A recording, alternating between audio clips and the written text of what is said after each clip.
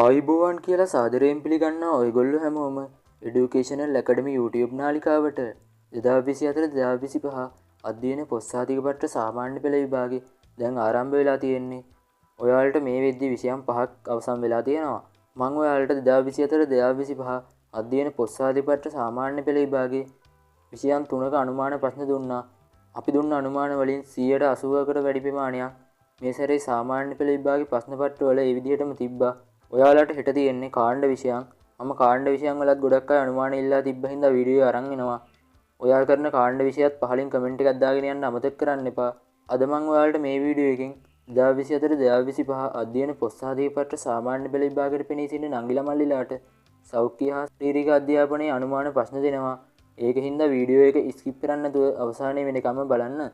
ඔයා මේ channel එකට අලුත් කෙනෙක් නම් පහලින් තියෙන රත් පාට subscribe button එක click කරලා bell icon එකත් all කරලා තියාගන්න. එතකොට අපි අනුමාන වීඩියෝ එකක් දාපු ගමන් ඔයාලට notification එකක් එනවා. ඒකින් අපේ අනුමාන ප්‍රශ්න වීඩියෝ මගේ අරින්න නැතුව බලන්න පුළුවන්. වැඩි කතාවක් නැතුව අපි යමු වීඩියෝ එකට. අපි මේ අනුමාන හදලා තියෙන්නේ වසර 5කට වැඩි කාලයක සාමාන්‍ය පෙළ පසුගිය විභාග ප්‍රශ්න පත්‍ර අධ්‍යයනය කරලා. ඒකින් මේ අනුමාන එන්න වැඩි ඉඩකඩක් තියෙනවා. ඒ වගේම ඔයාලා අනිත් පාඩම් ටිකත් බලාගෙන යන්න. ඔයාලට දැන් පේනවා ඇති 2024-2025 සාමාන්‍ය පෙළ සෞඛ්‍ය හා ශාරීරික අධ්‍යාපනයේ අනුමාන ප්‍රශ්න. මේවා ඔයාලට එන්නේ සෞඛ්‍ය හා ශාරීරික අධ්‍යාපනය දෙවෙනි පත්‍රයේට. මේ පාඩම් ටික ඔයාලා හොඳටම බලාගෙන යන්න. පළවෙනි එක තමයි ඔයාලට සෞඛ්‍යවත් සමාජයක් ගොඩනගමු. මේ පාඩමින් තමයි එන්නේ. ඔයාලට ඒ යටතේ පූර්ණ සෞඛ්‍ය ප්‍රවර්ධනය කියන කොටස් දෙක බලා ගන්න පාඩම් දෙකේ. ඒ දෙකෙන් එන්න වැඩි ඉඩකඩක් මේ සැරේ තියෙනවා. ඊළඟ එක තමයි සෞඛ්‍යවත් ආහාර පරිභෝජනය කරමු. තුන්වෙනි එක තමයි පේශී හා අස්ථි පද්ධතිය හඳුනා ගනිමු. හතරවෙනි එක තමයි අනතුරු වළකා ගනිමු. පස්වෙනි එක තමයි නිවැරදි පෝෂණය ලබා ගනිමු. මේ පාඩම් පහ ඔයාලා හොඳටම බලාගෙන යන්න. මේකෙන් ඔයාලට දෙවෙනි පත්‍රයට ප්‍රශ්න හැදෙන්න වැඩි ඉඩකඩක් තියෙනවා. ඊළඟ පාඩම තමයි ඔයාලට ප්‍රශ්න හැදෙන නිවැරදි ඉරියව් පවත්වා ගනිමු.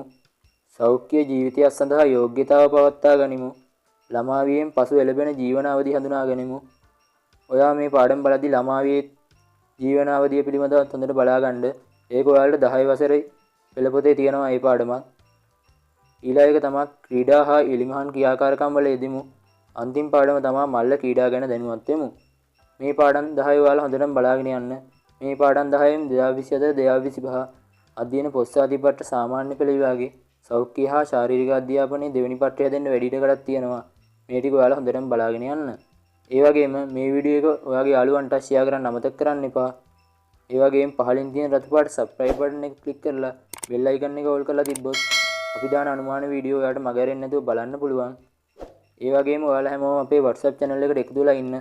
අපි ඒකෙත් අනුමාන ප්‍රශ්න දානවා කාණ්ඩ විෂයන් වල. ඔයාට සුබ දවසක්.